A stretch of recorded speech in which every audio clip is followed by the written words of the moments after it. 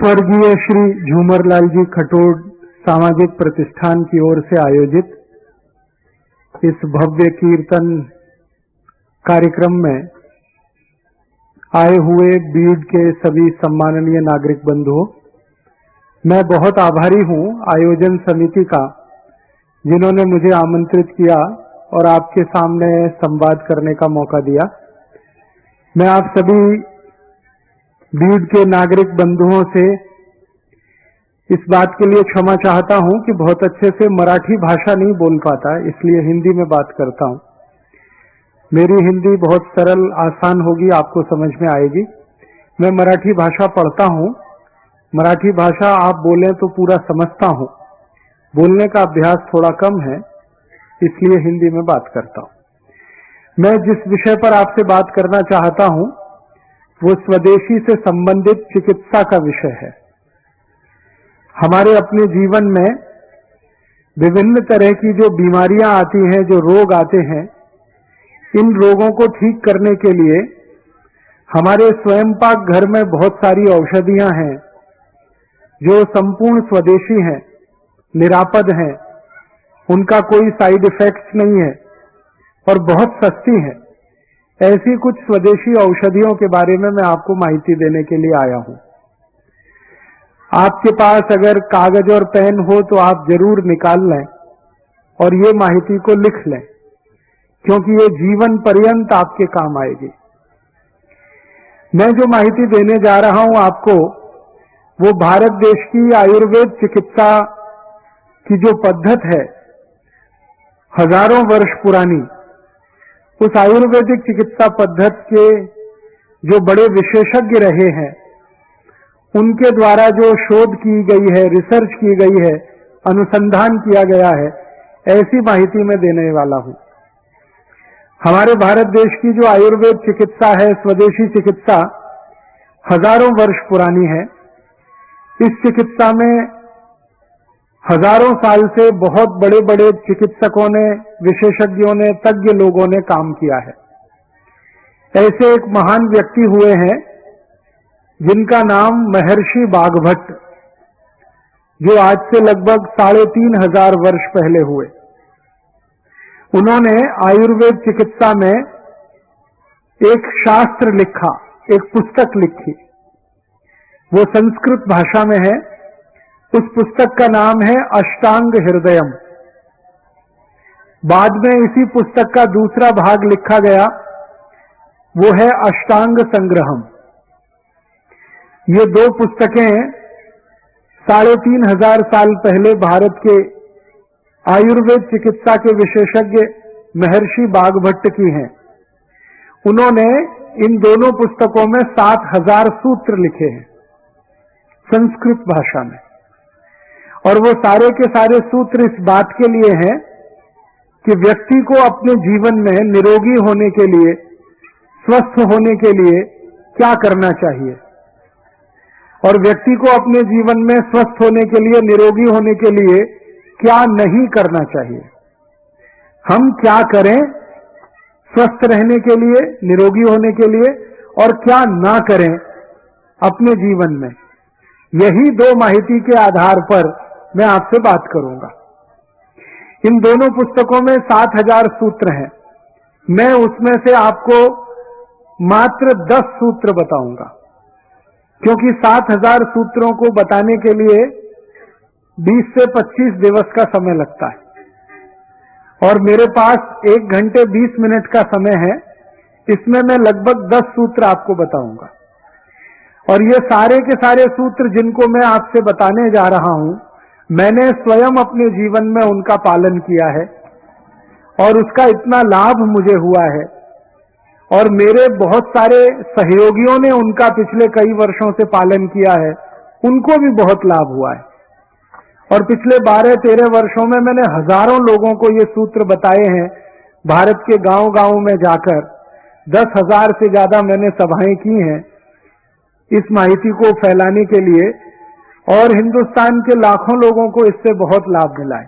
आपको भी मिलेगा, ऐसी मेरी पूरी विश्वास है। जो सूत्र मैं कहने जा रहा हूं वो संस्कृत के हैं, मैं सीधे हिंदी में कहूंगा ताकि समय बचे। और आपसे फिर से विनती है कि अगर कागज और पेन है तो आप जरूर लिख लीजिए, डायरी आपके पास है तो जरूर लिख लीजिए, क्योंकि इनको बताने के लिए दोबारा कौन आएगा मालूम नहीं है। हमारे जीवन में बीमारियां जो आती हैं, रोग जो आते हैं, वो क्यों आते हैं? आयुर्वेद की उनकी अपनी परिभाषा है, और परिभाषा ये है कि शरीर में 3 तरह के कषाय होते हैं या 3 तरह के दोष होते हैं। एक है वात, दूसरा है पित्त, तीसरा है कफ। आयुर्वेद में ये कहा गया कि वात, पित्त, कफ अगर ये संतुलित रहें तो व्यक्ति जीवन भर निरोगी होता है। इसी के आगे कहा गया कि अगर वात, पित्त, कफ बिगड़ जाएं, असंतुलित हो जाएं, तो व्यक्ति जीवन भर रोगी रहता है। तो हमें हमारे जीवन में एक ही प्रयास करना चाहिए निरोगी होने के लिए, स्वस्थ होने के लिए, कि हम हमारे वात, पित्त, कफ तीनों को संतुलित रखें। अब वात, पित्त, कफ संतुलित कैसे रहते हैं हमारे शरीर में, इसी के लिए 10 सूत्र हैं। उसमें से सबसे पहला सूत्र है, जीवन भर आपको स्वस्थ रहना है, निरोगी रहना है, वात, पित्त, कफ को संतुलित रखना है, तो सबसे पहला सूत्र है, भोजन के बाद, खाना खाने के बाद, जेवण नंतर पानी नहीं पीना। ये पहला सूत्र है। भोजन के बाद, खाना खाने के बाद पानी नहीं पीना। जीवन पर्यंत अगर आप निरोगी रहना चाहते हैं तो उसके लिए ये सूत्र है। अब आप कहेंगे ये तो बिल्कुल उल्टी बात है, हम तो सब खाना खाने के बाद, भोजन के बाद पानी ही पीते हैं, लोटे पर लोटा पीते हैं। कई लोग तो भोजन से जास्ती पानी पीते, और आयुर्वेद का सूत्र कहता है जेवण नंतर पानी नहीं पीने का है। क्या कारण है इसका, क्यों नहीं पीने का है? आपको जो मैं समझाना चाहता हूं वो ये कि आपका ये जो पूरा शरीर है, इस शरीर का सबसे महत्वपूर्ण भाग है आपका पोट। अंग्रेजी में हम सब लोग इसे स्टमक कहते हैं। इसके 2 हिस्से हैं, एक स्टमक है, दूसरा एब्डोमेन है। ये पूरा पोट आपके जिंदगी का सबसे महत्वपूर्ण अंग है, शरीर का भी सबसे महत्वपूर्ण अंग है। क्यों? आप जो कुछ भी भोजन करते हैं वो सब कुछ पोट में जाता है। फिर ये भोजन का पाचन होता है, उस पाचन में से रस बनता है, रस में से मांस, मज्जा, रक्त, वीर्य, मल, मूत्र, अस्थि और मेद बनता है। मल और मूत्र शरीर के काम का नहीं है, तो शरीर उसको नित्य दिन छोड़ देता है। लेकिन मांस, मज्जा, रक्त, वीर्य आदि आदि जो चीजें बनती हैं वो बहुत काम की हैं, शरीर उनको धारण कर लेता है। तो हम जो भी खाते हैं, जो भी जीवन करते हैं, वो हमारे शरीर की ऊर्जा का सबसे महत्वपूर्ण अंग है। आयुर्वेद ये कहता है कि आपने जो कुछ भी खाया, इसका पाचन होना, इसका हजम होना, इसका डाइजेशन होना बहुत जरूरी है। अब डाइजेशन के लिए, पाचन के लिए क्या होता है कि आप जो भी खाना खाते हैं वो पोट में एक छोटे से स्थान में इकट्ठा होता है, एकत्रित होता है। उस स्थान को कहते हैं जठर। ये जठर शब्द संस्कृत का है, मराठी में भी है, हिंदी में भी है। ये जठर कहां होता है? हमारे पोट का जो केंद्र है, जिसको नाभि कहते हैं, उसके ठीक दावे बाजू में, लेफ्ट साइड में, वहां पर ये जठर होता है। सारा भोजन इसी जठर में आता है। फिर जब भोजन वहां आ जाता है तो तुरंत उसमें अग्नि प्रदीप्त होती है, आग जलती है। और ये अग्नि ऐसी ही होती है जैसे हमारे स्वयं पाक घर में रसोई गैस जो है, एलपीजी गैस जिसको आप कहते हैं, उसमें अग्नि जलती है, वैसे ही आपके जठर में भी अग्नि जलती है। अब क्या हुआ कि आपने भोजन किया, सारा भोजन पोट में, जठर में इकट्ठा हुआ, अग्नि जलना शुरू हुआ, अग्नि ने भोजन का पाचन शुरू किया, उसी समय आपने गटागट पानी पी लिया। अब क्या होगा? अग्नि और पानी का मेल नहीं है, अग्नि और पानी की दोस्ती नहीं है, अग्नि और पानी की दुश्मनी है। अगर आपने खाना खाने के बाद तुरंत पानी पी लिया तो जो पोट में अग्नि जल रही थी खाने को पाचन करने के लिए, वो बुझ जाएगी, बंद हो जाएगी। और अग्नि अगर बुझ गई और बंद हो गई तो खाने के पाचन की क्रिया समाप्त हो जाएगी, रुक जाएगी।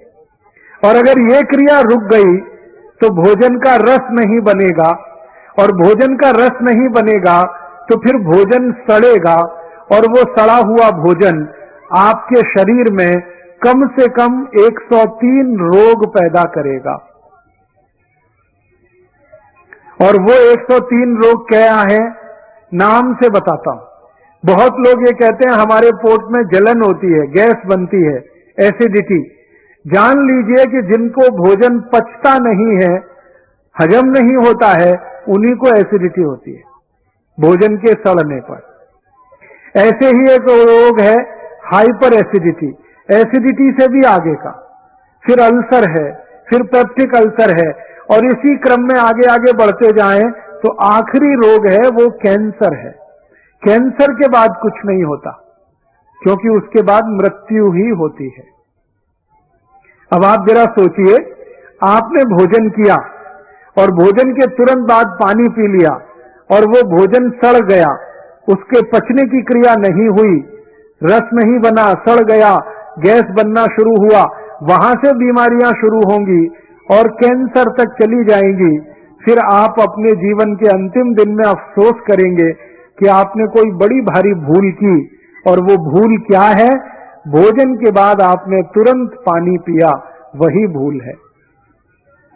इसलिए आप आज से अपने जीवन में इस नियम का संकल्प के रूप में ले लीजिए, खाना खाने के बाद पानी नहीं पीना, क्योंकि अग्नि जल रही है, वो खाने को पचाने के लिए बहुत जरूरी है। अब आप ये पूछ सकते हैं मुझसे कि अच्छा ठीक है, बात समझ में आ गई, खाना खाने के बाद पानी नहीं पीना। फिर आप पूछेंगे कभी पीना, कितनी देर बाद पीना? तो उसका उत्तर यह है कि आपके पोट में खाने के पचने की जो क्रिया है उसके 3 चरण होते हैं। पहला चरण, पहला स्टेज है, जो कुछ भी आपने खाया, सॉलिड और लिक्विड, ठोस और द्रव, ये एक दूसरे में मिलता है। ये क्रिया लगभग 1 से 1.5 घंटे तक चलती है। फिर उसके बाद क्या होता है, जो कुछ एक दूसरे में मिल गया वो खिचड़ी जैसा बन जाता है और उसमें से रस बनना शुरू होता है। जब किसी चीज में रस बनना शुरू होता है तभी पानी की जरूरत पड़ती है।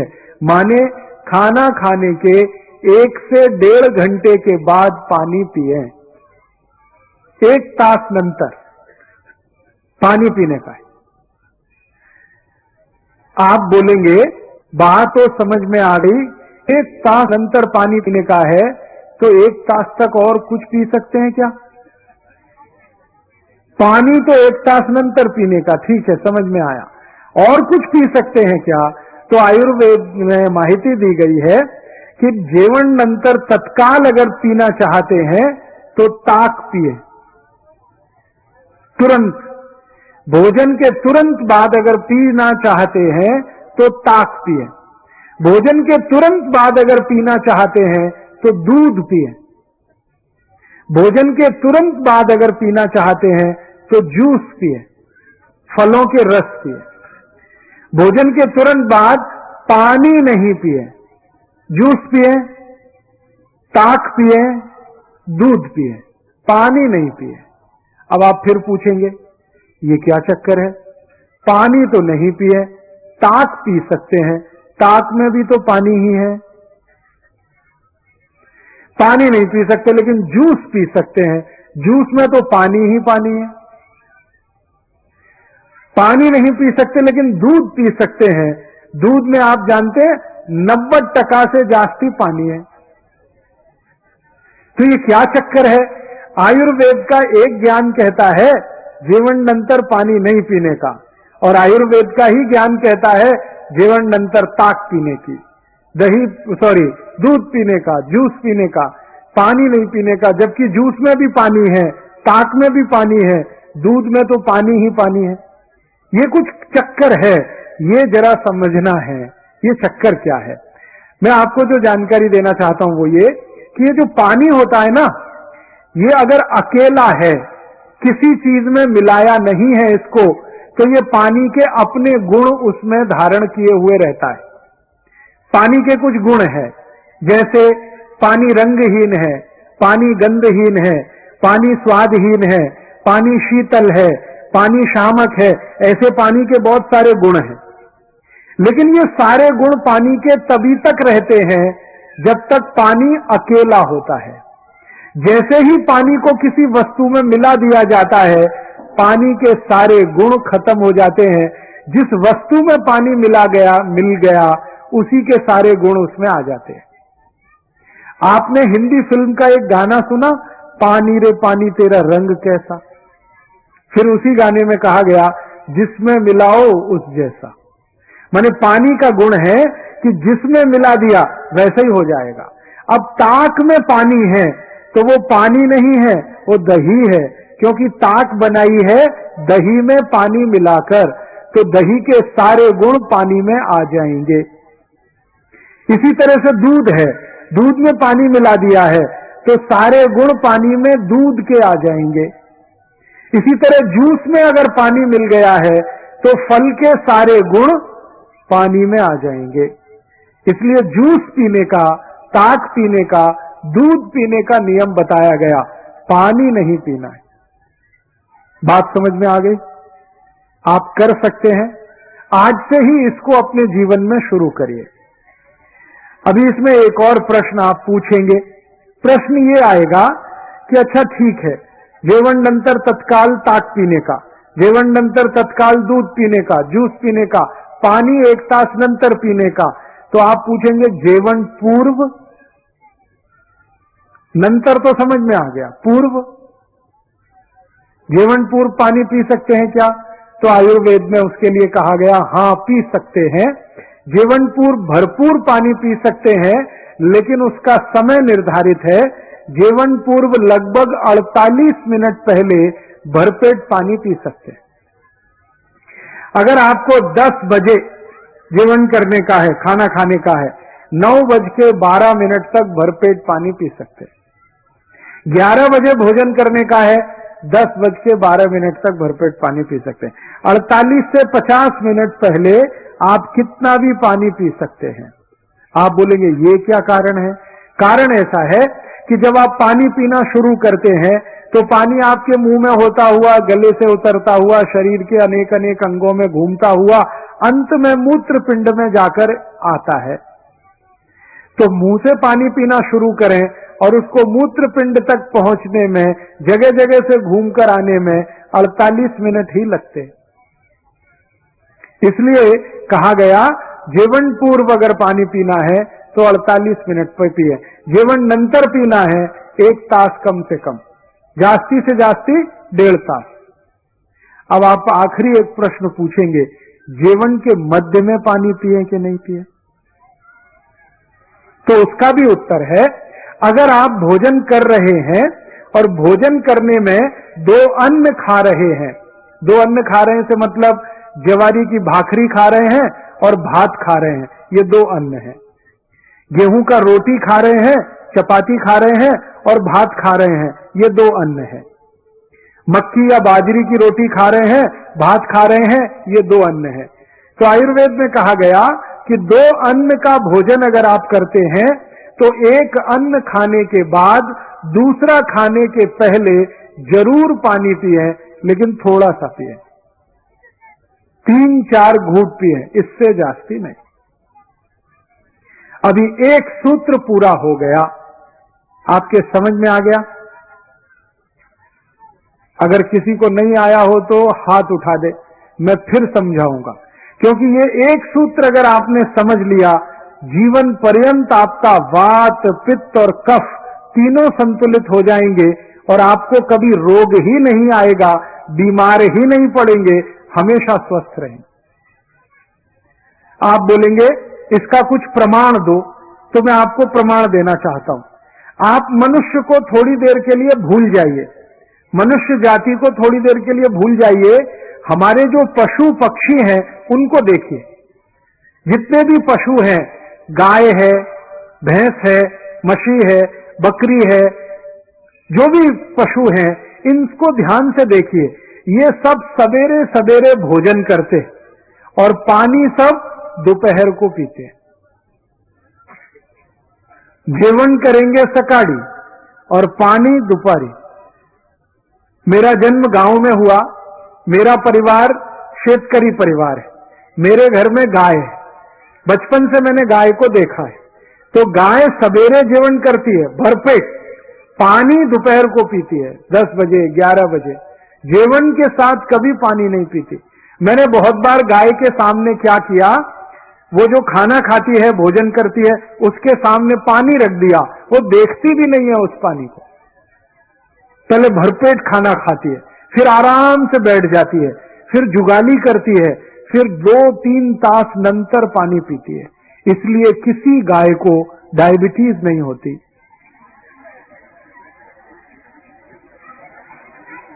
कोई भी मछली को कैंसर नहीं होता, अर्थराइटिस नहीं होता। पक्षियों को भी आप देखिए, पक्षी होते हैं ना, सभी पक्षी सुबह सुबह खाना खाते हैं, दाना चुगने के लिए आते हैं और पानी दोपहर को ही पीते हैं सबके सब। मैंने आज तक किसी पक्षी को ओवरवेट नहीं देखा, लट्ठपना किसी पक्षी में नहीं है, सब एकदम स्लिम और ट्रिम है, क्योंकि वो आयुर्वेद के नियम का पालन करते हैं। अब आप जरा सोचिए कि पशु और पक्षी जो आयुर्वेद को जानते हैं, जबकि उनको कोई सिखाने वाला गुरु नहीं है, उनका कोई कॉलेज नहीं है, उनका कोई प्रोफेसर नहीं है, फिर भी उनको आयुर्वेद का ये ज्ञान है। और मनुष्य जिसको सिखाने वाले इतने प्रोफेसर हैं, इतने गुरु हैं, इतने कॉलेजेस हैं मेडिकल और ये सब, वो मनुष्य को ये ज्ञान ही नहीं है। इसका अर्थ क्या हुआ, पशु पक्षी मनुष्य से जास्ती ज्ञानी है। तो मेरी आपसे विनती है कि आज के बाद आप किसी पशु पक्षी को गाली नहीं देना, क्योंकि वो आपसे जास्ती ज्ञानी है। कई बार हम गाली देते हैं ना, तू जानवर है, गाली ऐसे देना चाहिए, तू आदमी है, मनुष्य है, कुछ समझता नहीं है, कुछ अक्ल नहीं है। हमसे जास्ती अक्ल पशु पक्षियों को है। तो इस अक्ल का अपने जीवन में उपयोग करें। अक्ल क्या है? जेवण नंतर पानी नहीं पीने का, 1 तास नंतर या 1.5 तास नंतर पीने का। तत्काल कुछ पीने का है तो ताक या दूध या जूस। अब ये पूछ सकते हैं आप, ताक कभी पीने का, दूध कभी पीने का? ताक हमेशा दोपहर को पीना, दूध हमेशा रात्रि को पीना और जूस हमेशा सकाळी। सकाळी जेवण नंतर जूस पीने का, दुपारी जेवण नंतर ताक पीने की, रात्रि जेवण नंतर दूध पीने का। आप बोलेंगे ये क्या चक्कर है? सकाळी जूस, दोपहरी ताक और रात्रि को दूध। बात ऐसी है, हम जो भी कुछ पीते और खाते हैं, हमारे पेट में उसको हजम करने के लिए, पाचन करने के लिए कुछ रस की जरूरत पड़ती है, जिसको अंग्रेजी भाषा में एंजाइम्स कहते हैं। वो रस हमारे पेट में समय समय पर उत्पन्न होते हैं। ताक को पचाने के लिए, दही को पचाने के लिए जो रस चाहिए, वो दोपहर को ही पेट में आता है ज्यादा। दूध को पचाने के लिए जो पाचक रस की जरूरत है, वो सूर्यास्त के बाद ही पेट में पैदा होता है ज्यादा। और जूस को पचाने के लिए जिस पाचक रस की जरूरत है, वो सकाळी सबसे जास्ती होता है। इसलिए नियम बना दिया गया, सकाळी जेवण नंतर जूस, दुपारी जेवण नंतर ताक, रात्रि जेवण नंतर दूध। समझ गए? अब आप ये, बहुत सारी आई और ताई यहां जो बैठी है वो ये कहेगी, हम तो हमारे बच्चों को सुबह सुबह दूध पिला के स्कूल भेजते हैं। आयुर्वेद कहता है कि सुबह का समय दूध पीने के लिए अच्छा नहीं है। सबसे अच्छा समय दूध पीने का है वो शाम को है। तो आप क्या पिलाएं सुबह सुबह बच्चों को? जूस पिलाइए। संतरे का रस पिलाइए, मौसमी का पिलाइए, द्राक्षी का पिलाइए, टमाटर का पिलाइए, गाजर का पिलाइए, कुछ नहीं है तो नींबू की शिकंजी ही पिला दीजिए, सबसे सस्ता। और जितने दिन ऊस खाने को मिलता है, जितने दिन 3 महीने 4 महीने, तो सकाळी ऊस का रस जरूर पीने का, नाश्ता नंतर, जेवण नंतर। आप बोलेंगे इसमें क्या है? ये जो ऊस का रस है ये अद्भुत है। इसकी सबसे बड़ी विशेषता है कि इसमें भरपूर मात्रा में कैल्शियम है, और हमारे शरीर की ये जो हड्डियां होती हैं इनको बनाने के लिए कैल्शियम सबसे जास्ती उपयोग में आता है, और जूस जो है ऊस का रस, उसमें सबसे जास्ती कैल्शियम। फिर दूसरे नंबर पे सबसे जास्ती फास्फोरस है।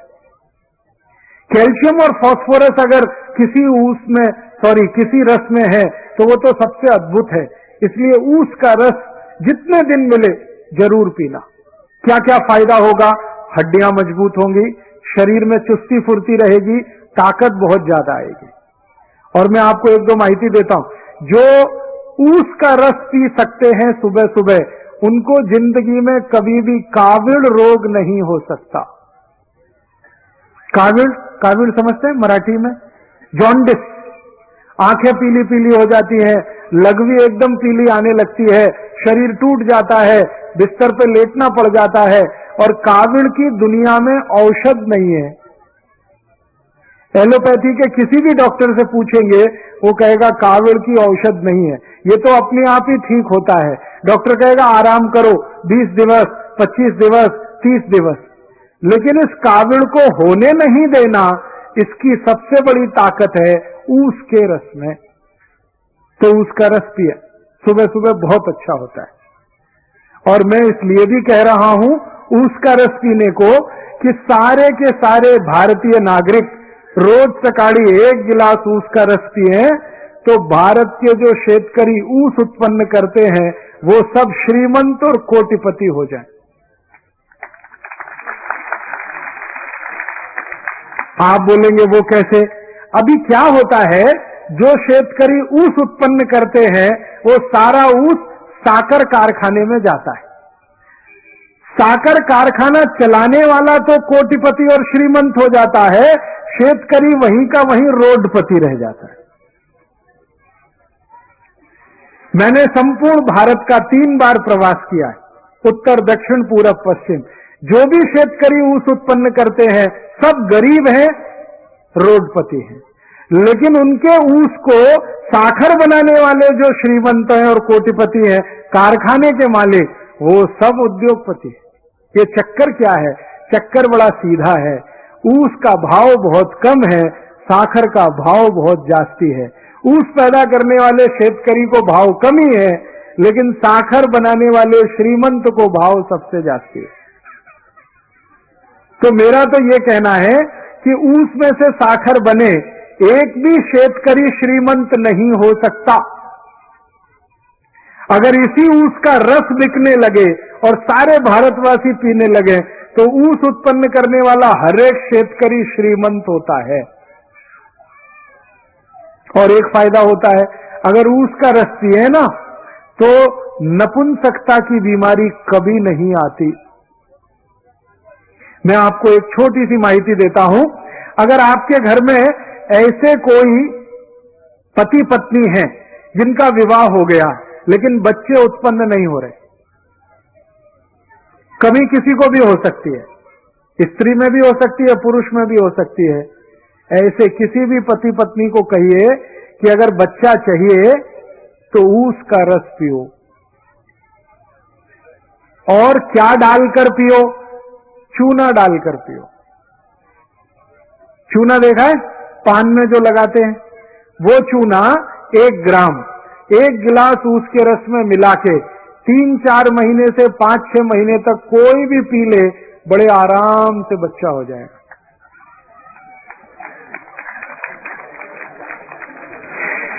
और ऐसी स्थिति में तो सबसे जल्दी बच्चा होगा जब पुरुष के वीर्य में शुक्राणुओं की कमी है और इस कारण से बच्चा नहीं हो रहा है, उनके लिए तो ये अचूक औषध है।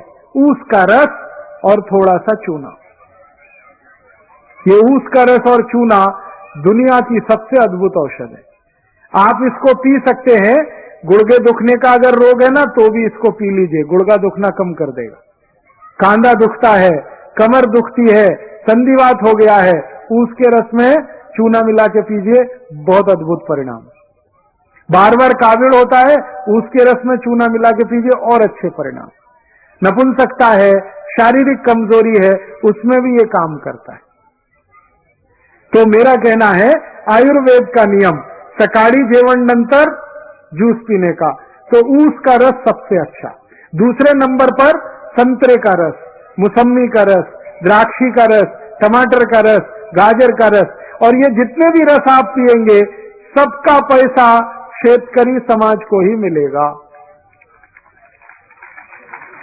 और शेतकरी समाज को पैसा मिलेगा, शेतकरी समाज श्रीमंत होगा।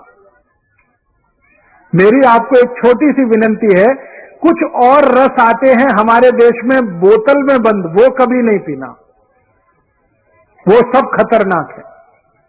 जैसे बोतल बंद, बाटली में बंद एक रस आता है पेप्सी कोला, एक है Coca Cola, Thums Up, Limca, Citra, Mirinda, mango Frooti, ये सब बाटली में बंद आते हैं ना, और पैकेट में भी बंद आते हैं। ये खराब है, इनको नहीं पीना, क्योंकि इनमें दम नहीं है। आप बोलेंगे क्या दम नहीं है, इनमें है क्या? मैं विज्ञान का विद्यार्थी रहा हूं, और विज्ञान के विद्यार्थियों के ऐसे 14 तरह के केमिकल मिलाए जाते हैं, और ये सब जहर हैं, सभी विष हैं। ये पेप्सी और कोका कोला में तो एक केमिकल मिलाया जाता है, उसका नाम है फॉस्फोरिक एसिड। ये फॉस्फोरिक एसिड से आप जानते हैं क्या बनता है? संडास साफ करने वाला हार्पिक। आपने टीवी जाहिरात देखा? हार्पिक, वो संडास पात्र पे डालो, 2 मिनट में फ्लश करो, झकाझक सफेद कर देता है। वो कैसे कर देता है? उसमें एसिड मिलाया हुआ है जिसको तेजाब कहते हैं, और उसका नाम है फॉस्फोरिक एसिड। वही एसिड पेप्सी कोका कोला में भी मिलाया जाता है। तो एक बार मैंने सोचा कि हार्पिक से अगर संडास साफ हो सकता है तो पेप्सी से भी होना चाहिए, क्योंकि दोनों में एसिड है। तो मैंने मेरे घर में करके देखा। मैंने मेरे घर में क्या किया, 1 महीने तक संडास साफ नहीं किया, खूब गंदा हो गया, एकदम पीला पीला कचरा जमा हो गया। फिर मैं पेप्सी और कोका कोला की बाटली लेके आया और संडास पात्र पे गिराया, और 2 मिनट के बाद पानी से फ्लश किया। संडास पात्र झक्काझक सफेद, एकदम व्हाइट एंड व्हाइट, एकदम नीट एंड क्लीन। वो दिन से मैंने एक जाहिरात शुरू किया है, ठंडा मतलब टॉयलेट क्लीनर। ठंडा मतलब कोका कोला नहीं है, ठंडा मतलब टॉयलेट क्लीनर। अब मुझे बड़ा दुख होता है कि पढ़े लिखे श्रीमंत लोग ये टॉयलेट क्लीनर गटागट पीते रहते हैं। जास्ती एजुकेटेड जास्ती पीते रहते हैं। Engineer, doctor, chartered accountant, manager, professor सब संडास साफ करने वाला पानी पी रहे। किसी के लग्न प्रसंग में जाते हैं ना तो फोकट में मिलता है, तो 2-2, 3-3 बाटली गटकते, और पीने वाले घर में अकेले नहीं पीते, कोई मेहमान आ गया उसको भी पिलाते। एक तरफ कहते हैं अतिथि देवता होता है, देवताओं को ही ठंडा साफ करने का पानी पिलाते हैं। और कुछ अतिथि अपने घर में ऐसे आते हैं जो कहते हैं ठंडा लाओ, माने हमको संडास साफ करने का पानी पिलाओ। मेरी आपको हाथ जोड़कर विनती है, ये Pepsi, Coke, Thums Up, Limca, Citra नहीं पीना, क्योंकि इसमें एसिड है। वो एसिड पेट को जलाता है, एसिडिटी पैदा करता है। और सबसे तकलीफ की बात पता है क्या है? कि आप बाटली खरीदते हैं, वो 10-12 रुपए की आती है, कारखाने में सिर्फ 70 पैसे की बनती है, वो 12 रुपए में आप खरीदते हैं। और ये पेप्सी कोका कोला की बाटली विदेशी कंपनी की है, अमेरिका की कंपनी की है, वो भारत की नहीं है। तो आप अगर 12 रुपए की बाटली खरीदे, 70 पैसा खर्चा होता है, 11 रुपए 30 पैसे मुनाफा होता है परदेशी कंपनी को। उसमें से वो 1 रुपए 1.5 रुपए टैक्स का देके फिर दुकानदार को 1 आध रुपए देके एक बाटली पर लगभग 8 से 8.5 रुपए कमा के अमेरिका ले जाते। अगर एक बाटली पेप्सी कोला किसी ने पिया, 8 रुपए भारत देश का अमेरिका को दिया। 2 बाटली पिया 16 रुपए दिया, 3 बाटली पिया 24 रुपए दिया। दर वर्षी भारत में पेप्सी कोका कोला की 700 कोटि बाटली बिकती है और दर वर्षी भारत देश का 5,700 कोटि रुपए अमेरिका जाता है। 5,700 कोटि रुपए इतनी बड़ी रकम है कि अगर इससे सोना खरीद लिया जाए तो बीड़ जिले के एक एक गांव की सड़क सोने से बन सकती है। इतनी बड़ी रकम हम अमेरिका को देते हैं, क्या पीकर? संडास साफ करने वाला पानी, Pepsi Cola, Coca Cola, Thums Up, Limca, Citra. तो मेरी आपको विनंती है, नहीं पीना ये पेप्सी कोक। मैंने मेरे जीवन में यह देखा है कि जो पढ़े लिखे एजुकेटेड है ना, वो ही पीते हैं पेप्सी कोका कोला। जो अनएजुकेटेड है, कभी पढ़ने के लिए नहीं गए, वो उसका ही रस पीते। इसका मतलब क्या है? अनएजुकेटेड है, इंटेलिजेंट है, और एजुकेटेड है, मोस्ट इडियट है। ठंडा साफ करने का पानी पी रहे हैं, दूसरों को भी पिला रहे हैं, देश का पैसा विदेश में भेज रहे हैं और शेतकरी समाज को गरीब बना रहे हैं। तो आयुर्वेद का नियम जो मैंने बता दिया उसको ध्यान रखना है। सकाळी जेवण नंतर ज्यूस पीना, दुपारी जेवण नंतर ताक पीना, रात्रि जेवण नंतर दूध पीना। जूस पीना तो सबसे अच्छा ऊस का, 2 नंबर पे संतरे, मौसमी, फिर उसके बाद गाजर, टमाटर, फिर जो भी फल मिले उसका। अभी दूसरा नियम, आयुर्वेद का दूसरा नियम, अष्टांग हृदयम का दूसरा नियम, पानी कैसे पीना। पहला नियम हो गया जेवण नंतर 1 तास के बाद पानी पीना। जेवण पूर्व पीना है तो 48 से 50 मिनट पहले पीना। जेवण मध्य पीना है तो 2 अन्न का भोजन अगर कर रहे हैं तो 1 अन्न खाने के बाद दूसरा खाने के पहले थोड़ा सा पीना। जेवण नंतर तत्काल कुछ पीना है तो दोपहरी ताक पीना है, सकाळी जूस पीना है, रात्रि को दूध पीना। अब दूसरा नियम मैं बताने जा रहा हूं वो ये कि पानी कैसे पीना। तो आयुर्वेद में कहा गया है पानी को घूट घूट भर के पीना, सिप सिप करके पीना। जैसे चाय पीते हैं ऐसे पानी पीना, जैसे कॉफी पीते हैं ऐसे पानी पीना। 1 घूट लिया, फिर दूसरा लिया, फिर तीसरा लिया, ऐसे करके पीना। आप बोलेंगे क्यों? कारण बताओ। कारण उसका यह है कि हमारा जो मुंह है इसमें सतत एक पदार्थ बनता है जिसको लार कहते हैं। अंग्रेजी में हम उसे स्लाइवा कहते हैं, सैलिवा कहते हैं, मराठी और हिंदी में लार कहते हैं। ये जो लार पदार्थ है ये आपके शरीर का बहुत महत्वपूर्ण पदार्थ है। क्या करता है ये पदार्थ पोट में अंदर जाता है तभी भोजन का पाचन शुरू होता है। इसका अंदर जाना बहुत जरूरी है और ये अंदर जाने के लिए सबसे आसान है, पानी के साथ ये जाएगा। और ये लार जो है ना सतत बनता है, हर सेकंड बनता है। आप सो जाते हैं फिर भी ये बनता रहता है। तो आप अगर पानी घूट घूट पिएंगे, थोड़ा थोड़ा करके पिएंगे तो बार बार लार पानी के साथ मिलके अंदर जाएगा। और ये लार जो है क्षारपण होता है, क्षारीय होता है, एल्कलाइन होता है। और हमारे पोट में जो है ना अम्ल बनता है, एसिड बनता है। तो आयुर्वेद शास्त्र कहता है कि पोट में एसिड बनता है, मुंह में क्षार बनता है। क्षार और अम्ल को मिलाते रहो तो दोनों एक दूसरे को निष्प्रभावी करते हैं, न्यूट्रल करते हैं। और जिनके पोट में क्षार और अम्ल दोनों मिले, लार और अम्ल मिले, वो जिंदगी में बीमार पड़ ही नहीं सकते।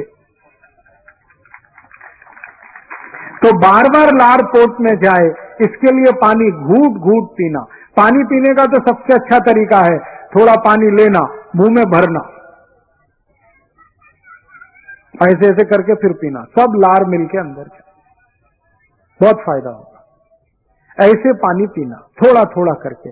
अभी हम गटागट पानी पीते हैं, लोटे पे लोटा, एक ऐसे ऐसे पूरा उतार, बहुत गलत तरीका है वो। अब फिर मैं आपको एक प्रमाण देना चाहता हूं। सभी पक्षी और पशुओं को देखिए वो पानी कैसे पीते हैं। किसी पक्षी को देखिए, एक थेंब पानी का उठाएगा, फिर ऐसे ऐसे मुंह करेगा, फिर पिएगी। सभी पक्षी ऐसे एक एक थेंब पानी पीते। कुत्ते को देखिए पानी कैसे पीता, चाट चाट के। शेर है, चीता है, कुत्ता है, ये बिल्ली है, सब पानी को चाट के पीते हैं। क्यों? आयुर्वेद का नियम उनको माहिती है।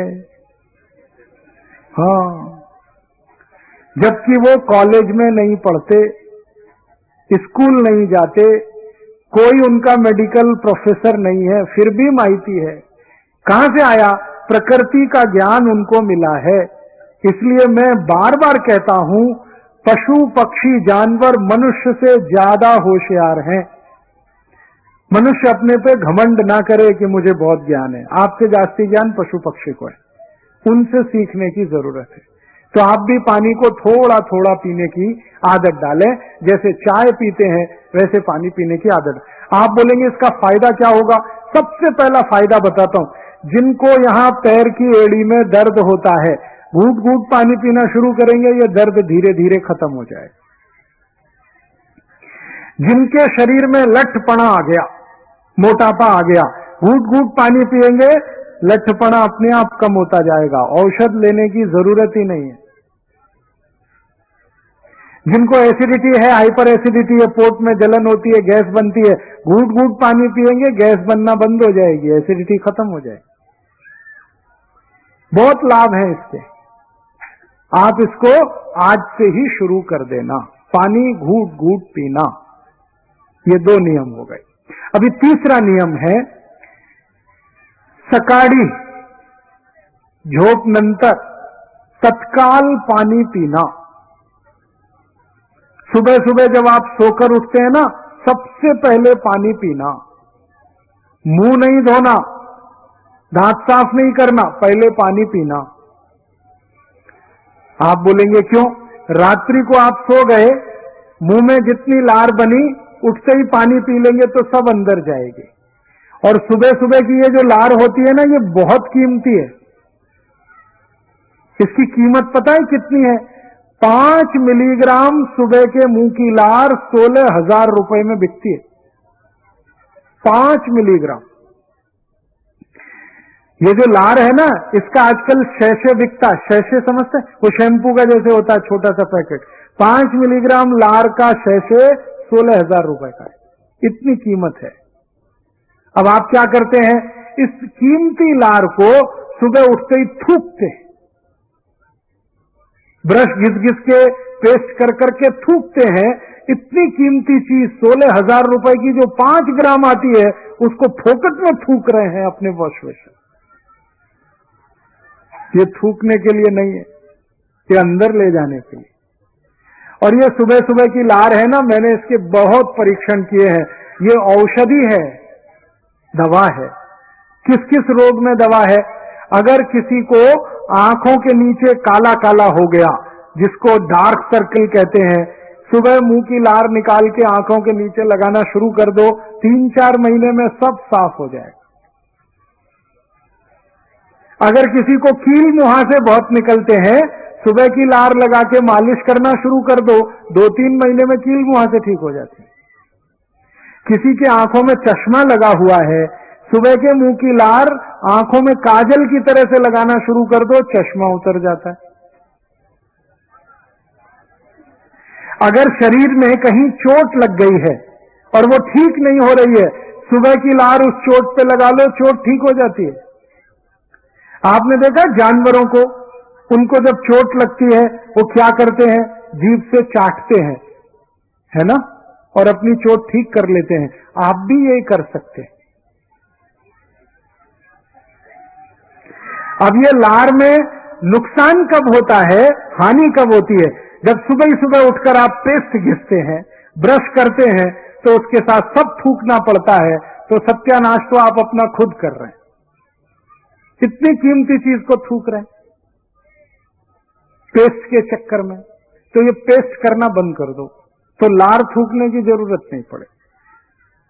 आप बोलेंगे क्या करें फिर? कड़ू लिंबाची काढ़ी करो। उसका क्या फायदा है?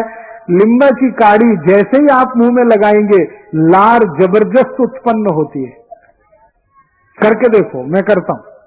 जैसे ही काड़ी चबाना शुरू करेंगे जास्ती लार बनेगी। वो पीने की है, थूकने की नहीं है। तो आप बोलेंगे उसका लाभ क्या है? लिम्बा की काड़ी घिसते हुए जो लार पी लेंगे, जिंदगी में डायबिटीज उनको नहीं हो सकती, शक्कर का रोग नहीं हो सकता, शुगर की बीमारी नहीं हो सकती, घुटनों का दर्द, कमर का दर्द, कंधे का दर्द नहीं हो सकता। आजकल एक बहुत खतरनाक रोग आया, चिकनगुनिया, सुना है आपने? हाँ, ये कभी नहीं होगा जीवन में अगर कड़ू नीम की काड़ी घिसते हुए लार पिए।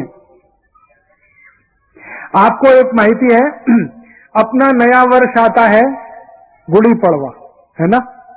तो गुड़ी पड़वा के दिन हम प्रसाद बनाते हैं, तो उसमें कड़ू नीम का पान डालते हैं कि नहीं?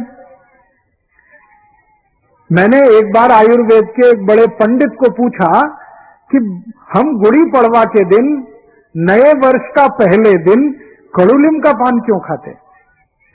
तो उसने कहा कि ये कड़ू नीम का पान खाने से लार जास्ती बनती है, लार जास्ती बनेगी तो रेजिस्टेंस जास्ती होता है, प्रतिरोधक शक्ति, और प्रतिरोधक शक्ति जास्ती है तो रोग नहीं आ सकता।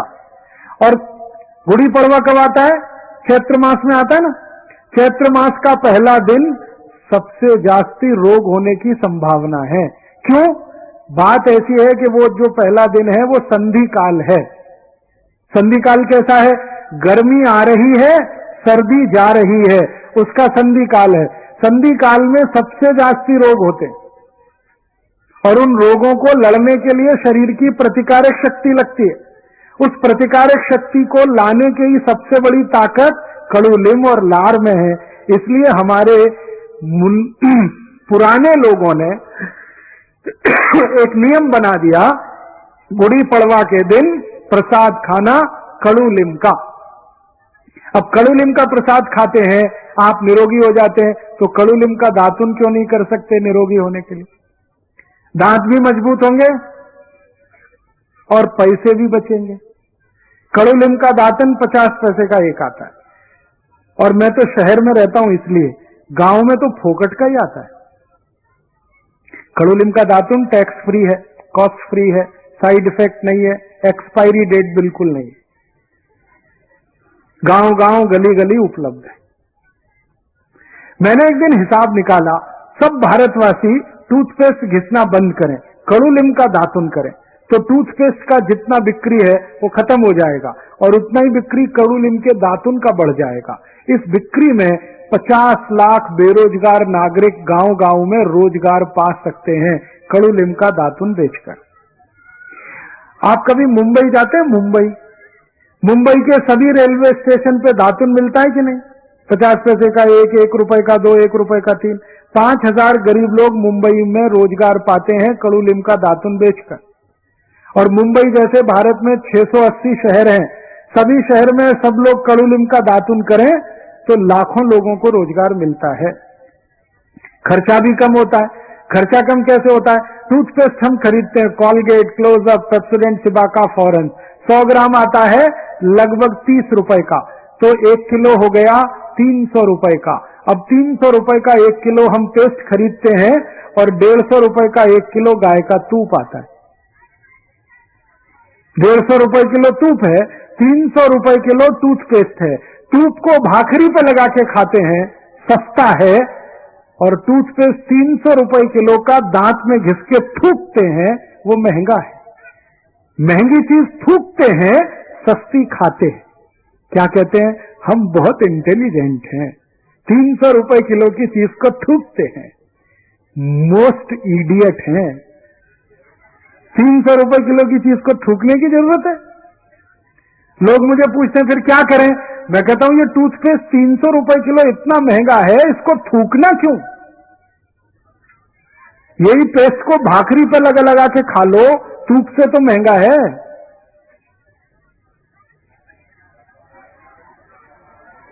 और लोग टीवी का जाहिरात देख देख के कॉलगेट, क्लोजअप, पेप्सोडेंट खरीद खरीद के ला के दांत में घिसते हैं। इसका 2 नुकसान, एक तो पैसे की बर्बादी, दांत खराब, क्योंकि ब्रश से घिसेंगे तो मसूड़े सब खलास हो जाएंगे, दांत कमजोर हो जाएंगे।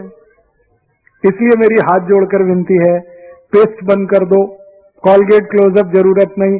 उसका और एक कारण बताता हूं। ये जो कॉलगेट क्लोजअप टूथपेस्ट है ना, इसको आप जब घिसते हो तो इसमें झाग बनता है, फोम। मराठी में क्या कहते हैं? फेस, फीण कहते हैं, फेस। फेस फेस बहुत बनता है। आपको माहिती है, बहुत लोगों को मैं पूछता हूं आप कॉलगेट क्यों करते हैं, तो कहते हैं इसमें फेस बहुत बनता है। तो मैं कहता हूं सबसे ज्यादा फेस तो शैम्पू में बनता है, उससे भी जास्ती फेस शेविंग क्रीम में बनता है। तो शेविंग क्रीम क्यों नहीं कर लेते फिर आप? शैम्पू क्यों नहीं घिस लेते अपने दांत में? फेस के लिए ही अगर पेस्ट कर रहे हैं तो। आपको जो मैं माहिती देना चाहता हूं, ये जो फेस बनता है टूथपेस्ट में, ये फेस बनाने के लिए एक केमिकल लगता है। उस केमिकल का नाम है सोडियम लॉरेल सल्फेट, और ये दुनिया का सबसे खतरनाक केमिकल है, कैंसर करने वाला केमिकल है। विज्ञान की माहिती मैं आपको दे रहा हूं, 0.5 मिलीग्राम सोडियम लॉरेल सल्फेट आपके शरीर में डाल दिया जाए तो आप कैंसर से मर जाएंगे, इतना खतरनाक है। और वो टूथपेस्ट में सबसे जास्ती मिलाया जाता है, और वो आप अंदर घिस रहे हैं, वो जीभ की लार के साथ मिलकर अंदर जाता है, बहुत तकलीफ है, कैंसर हो जाएगा। मत करिए टूथपेस्ट। अमेरिका और यूरोप के देशों में तो टूथपेस्ट जो बिकता है ना बाजार में, उसके डब्बे पर चेतावनी लिखी रहती है अंग्रेजी भाषा में, वार्निंग। आपने देखा भारत में सिगरेट के पैकेट पर एक माहिती लिखा होता है, cigarette smoking is injurious to health. America में कॉलगेट टूथपेस्ट पर यही लिखा रहता है, Colgate is injurious to health. और उसमें 3 बात लिखते हैं। पहली बात लिखते हैं, please keep out this Colgate from the reach of the children below 6 years. इसका मतलब क्या हुआ? 6 साल से छोटे किसी बच्चे को ये कॉलगेट नहीं देना। दूसरी माहिती लिखते हैं, in case of accidental injection please contact immediately poison control centre. माने गलती से किसी बच्चे ने ये पेस्ट कर लिया, तुरंत उसको हॉस्पिटल ले जाना, इतना खतरा है। और तीसरा सेंटेंस लिखा होता है, if you are a adult then take the paste on your brush only in pea size at your own risk. इसका मतलब क्या हुआ? अगर आप बड़े व्यक्ति हैं तो अपने ब्रश पर बिल्कुल थोड़ी मात्रा में कॉलगेट लेना। क्यों? क्योंकि ये कैंसर करता है, खतरनाक है। अब भारत में क्या होता है, टीवी जाहिरात आता है तो कहते हैं ब्रश भर के लेना, अमेरिका में कहते हैं बिल्कुल थोड़ा सा लेना। तो हम ब्रश भर भर के जो कर रहे हैं ना कॉलगेट, हम खुद कैंसर की बीमारी बुला रहे हैं। इसलिए मेरी हाथ जोड़कर विनती है, कॉलगेट क्लोजअप बंद कर दो। और एक माहिती देता हूं, ये जो कॉलगेट क्लोजअप जैसे टूथपेस्ट है ना, इनको बनाने के लिए जो केमिकल लगता है, वो एक केमिकल है डाइकैल्शियम फॉस्फेट। ये डाइकैल्शियम फॉस्फेट आता है मरे हुए जानवरों की हड्डियों में। अब मरे हुए जानवरों की हड्डियों में से जो केमिकल आता है, उससे टूथपेस्ट बनता है, और उसको सकाड़ी सकाड़ी मैंने देखा है, उपवास करने वाले लोग, उपवास करने वाले पानी भी नहीं पीते, लेकिन मरे हुए जानवरों का हड्डियों का पाउडर मुंह में घिस घिस कर उपवास करते हैं। फिर कहते हम शाकाहारी हैं। नहीं करना ये कॉलगेट, क्लोजअप, पेप्सोडेंट सब बंद करो। क्या करना? खड़ू लिंबाची काढ़ी, और दूसरी एक है बावड़ी की काढ़ी। बावड़ी है ना, उसका भी दातुन होता है। फिर एक बहुत अच्छा पेड़ होता है मदार की काढ़ी, और एक अच्छा पेड़ है कदम्ब की काढ़ी, और एक अच्छा झाड़ है जिसकी काढ़ी की जा सकती है जाम, अमरूद कहते हैं हम लोग हिंदी में, मराठी में जाम, उसकी भी काढ़ी। आम है ना, आम, आंबा की काढ़ी, वो भी दांत घिसने में काम आती है। 12 वृक्ष हैं भारत में जिनकी काढ़ी की जाती है। सबसे अच्छी कड़ू नीम की, दूसरे नंबर पर बावड़ी की, तीसरे नंबर पर मदार की, कदम की, ऐसे 12 वृक्ष। और काढ़ी गांव गांव उपलब्ध है। मैंने हिसाब निकाल के बता दिया, अगर सब लोग काढ़ी करें 50 लाख लोगों को, बेरोजगारों को काम मिलता है, देश का पैसा भी बचता है। दांत भी अच्छे रहते हैं, लार जास्ती उत्पन्न होती है। समझ में आया? तो लार का ऐसा महत्व है। सुबह सुबह सोकर उठें, सबसे पहले पानी पिए ताकि लार सब अंदर चली जाए, उसके बाद दंत मंजन नहीं तो दातुन करें, पेस्ट बिल्कुल ना करें। अभी तीसरा नियम, सॉरी चौथा नियम, तीसरा तो ये हो गया, अभी चौथा नियम। चौथा नियम है जिंदगी में कभी भी ठंडा पानी नहीं पीना। ठंडा पानी, कोल्ड वाटर, आइस वाटर कभी नहीं पीना। फ्रिज का रखा हुआ पानी, बर्फ डाला हुआ पानी कभी नहीं पीना। क्यों? ये जो ठंडा पानी है, गाढ़ पानी है, ये बहुत तकलीफ देता है। कैसे? आपका पोट तो गर्म है और पानी तो ठंड है, गाढ़ है। अब ठंड पानी गर्म पोट में डालेंगे तो झगड़ा होगा। क्या? या तो पानी पोट को ठंडा करेगा या पोट पानी को गर्म करेगा। अगर मान लीजिए पानी ने पोट को ठंडा कर दिया तो पोट के ठंडा होते ही हृदय ठंडा होता है, हृदय के ठंडा होने के बाद मस्तिष्क ठंडा होता है, मस्तिष्क के ठंडा होने के बाद पूरा शरीर ठंडा होता है और शरीर के ठंडे होने के बाद राम नाम सत्य होता है। आपको मालूम है? और राम नाम सत्य जब होगा तो घर के बाहर आपको फेंक देते हैं, रखते नहीं। जो घर आपने बनाया लाखों रुपए कर्जा लेके, उस घर में आपका शरीर ठंडा होते ही रखते नहीं, बाहर लेके जाओ, बाहर लेके जाओ, जल्दी करो। कितनी बेइज्जती है ठंडे शरीर की। जिस शरीर को गर्म रहने पर लपट लपट के रोते हैं, ठंडा होते ही छोड़ देते हैं उसको। तो क्यों करना चाहते हैं अपने शरीर को ठंडा गार पानी पी के? नहीं पीना। अब एक विज्ञान की माहिती मैं आपको देना चाहता हूं। जब बहुत गार पानी आप पिएंगे, ठंड पानी पिएंगे, तो क्या होगा? पोट पानी को गर्म करेगा। अब पोट पानी को गर्म करेगा तो पोट को गर्म करने के लिए ऊर्जा चाहिए।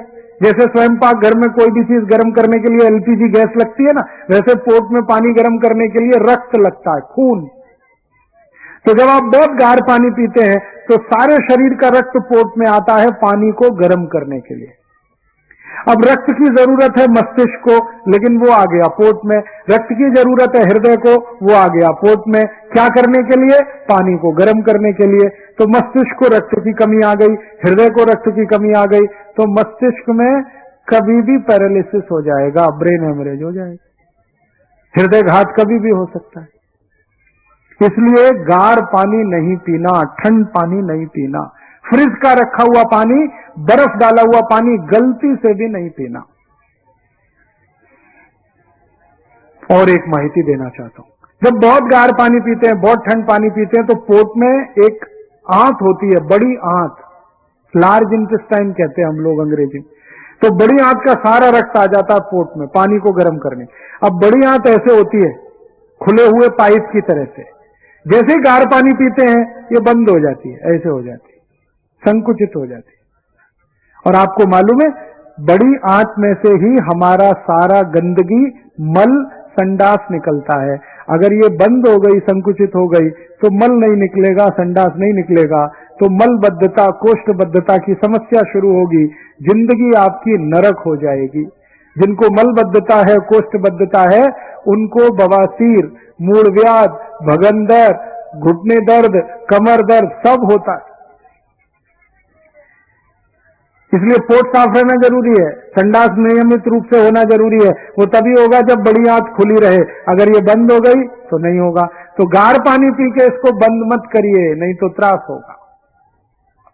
अब मैं आपको एक और माहिती देता हूं, इसमें हंसने का नहीं, लेकिन ध्यान से सुनने का।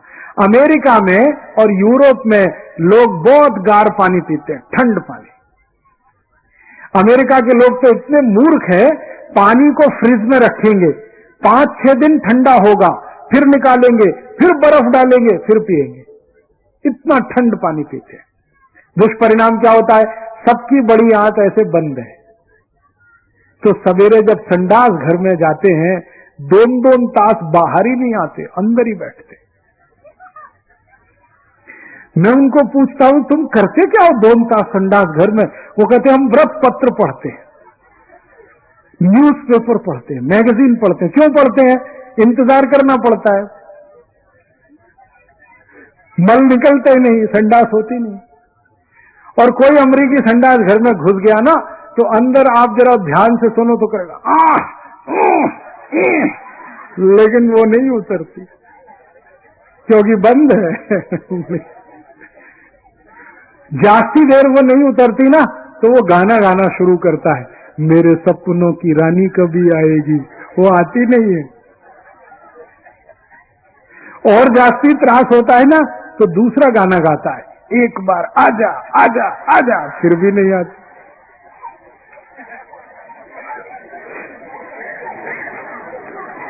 एक बार एक अमरीकी व्यक्ति को मैंने ये पूछा कि आपके संडास घर में कमोड सीट क्यों लगाते हैं? कमोड सीट समझते हैं, वेस्टर्न स्टाइल का, वो क्यों लगाते हैं? भारतीय पद्धत का संडास क्यों नहीं बनाते? उसने उत्तर दिया, भारतीय पद्धत के संडास पे 5 मिनट बैठ सकते हैं, हमको 2 तास बैठना पड़ता है, इसलिए हम कुर्सी जैसा संडास पात्र बनाते हैं, बैठ जाते हैं, न्यूज़पेपर पढ़ते रहते हैं, पोट साफ होता ही नहीं है। ये समस्या कहां से आई? गार पानी से, ठंड पानी से। इसलिए आप जिंदगी में कभी भी ठंड पानी नहीं पीना, गर्मी में भी नहीं पीना। तो आप बोलेंगे फिर कौन सा पानी पीना? माटी का जो घड़ा है ना, मटका, माटी का घड़ा, उसका पानी पी सकते हैं, क्योंकि वो गार नहीं है। उसका जो तापमान है पानी का, वो 34-35 डिग्री है, शरीर का तापमान 37 डिग्री है, तो वो नजदीक का है, इसलिए माटी के घड़े का पानी पी सकते हैं। ठीक है, 4 माहिती हो गई, अभी 5वीं माहिती। तो आप फिर एक काम करना, आज से फ्रिज में पानी नहीं रखना, क्योंकि पीने का नहीं तो रखने का क्यों। और इसका एक सबसे बड़ा फायदा होगा, गले का रोग नहीं आएगा। हमारे बच्चों में गले का रोग आता है ना, टॉन्सिलाइटिस, ये कभी नहीं आएगा अगर गार पानी नहीं पिएंगे। खोखला नहीं होगा, खांसी नहीं होगी, गार पानी नहीं पिएंगे तो फिर पानी पीना कैसा है? गर्मियों में मिट्टी के घड़े का पी सकते हैं, और ठंडी के दिनों में पानी को कोमट गर्म करके पीना। कोमट गर्म करके पिएंगे तो सबसे अच्छा है। आप बोलेंगे पानी रखने का पात्र कैसा होना चाहिए? पानी रखने का सबसे अच्छा पात्र मिट्टी का, माटी का। दूसरे नंबर पर तांबे का, ताम्र पात्र होता है ना, ये बहुत अच्छा है पानी रखने। तीसरे नंबर पर चांदी का। आप कहेंगे चांदी बहुत महंगी है, कहां से लाएंगे? आप ऐसा करिए, माटी के घड़े में चांदी का एक अंगूठी डाल दीजिए, काम हो जाएगा। और उससे भी अच्छा पानी है सोने का। अब सोना तो और भी महंगा है, हाँ महंगा है, लेकिन कोई पात्र में पानी रख के एक अंगूठी सोने की डाल दीजिए, चार्ज होता रहेगा। ये सोने चांदी का पानी पीना चाहिए ठंडी में, और माटी के घड़े का पानी पीना चाहिए गर्मी में, और ताम्र पात्र का पानी पीना चाहिए बारिश में, पाउस के सीजन में। और पानी सबसे अच्छा माना जाता है जो पीने के लिए है, वो पाउस का, बारिश का जो पानी गिरता है ना, वो सबसे शुद्ध है। तो आपके घर में छत पर जितना भी पाउस का पानी गिरता है उसको इकट्ठा करिए, एक एक बूंद वो काम का है, कीमती है। आप बोलेंगे कैसे इकट्ठा करें? बहुत सरल तरीका है। पाउस का जितना भी पानी है एक पाइप में लीजिए और खड्डा खोद के उसमें डाल दीजिए, फिर वही पानी वापस निकाल सकते हैं बोर करके। साल भर जितना निकालेंगे उतना पाउस का चला जाएगा, पानी का बैलेंस बना रहेगा, तो कभी भी पानी खलास नहीं होगा, शेतकरी के लिए भी और हमारे घर के लिए। बारिश का पानी सबसे शुद्ध है। दूसरे नंबर पर सबसे शुद्ध पानी है बहती हुई नदी का। तीसरे नंबर पर सबसे शुद्ध पानी होता है कुएं का। चौथे नंबर पर सबसे शुद्ध पानी है बोर का। अब 5वें नंबर पर सबसे शुद्ध पानी है म्युनिसिपल कॉरपोरेशन का, वो 5वें नंबर पे। दुर्भाग्य आपका है कि आप वो ही पीते हैं। तो पाउस का पानी इकट्ठा नहीं करते, इसलिए पीते हैं। मैंने मेरे घर में एक टांकी बनाई है नीचे, और सारा छत का पानी उसमें जाता है, गच्ची का। एक बरस में 1 लाख लीटर पानी इकट्ठा होता है, हम पूरे बरस वो ही पीते। आप भी कर सकते हैं। टांकी बनाने का खर्चा 20-25 हजार रुपए, इससे जास्ती नहीं। और जहां गाड़ी खड़ी करते ना कार वगैरह, उसी के नीचे बना दिया, ऊपर से पत्थर डाल दिया, दोनों काम में आती है वो। तो पानी पाउस का इकट्ठा करने की जरूर कोशिश करिए, बहुत अच्छा है, कीमती है, सब पानी से अच्छा है। तो 4 नियम हो गए। अभी 5वां नियम है, जब भोजन करना हो तो भोजन को धीरे धीरे खाना, चबा चबा के खाना। मराठी में कहते हैं ना, हड़ू हड़ू घ्या, सावकाश घ्या, धीरे धीरे खाओ, थोड़ा थोड़ा चबा चबा के खाओ। अभी कितना चबाएं? तो आयुर्वेद में कहा गया, जितने दांत उतनी बार भोजन चबाओ। तो आप कहेंगे 32 दांत, तो 32 बार चबाओ। भाकरी का एक टुकड़ा मुंह में रखा, 32 बार चबाना, तो बिल्कुल लार के साथ मिलके अंदर जाएगा, बहुत जल्दी हजम होगा और सबसे ज्यादा ताकत शरीर को देगा। इसलिए खाना धीरे धीरे चबा के खाना, 5वां नियम।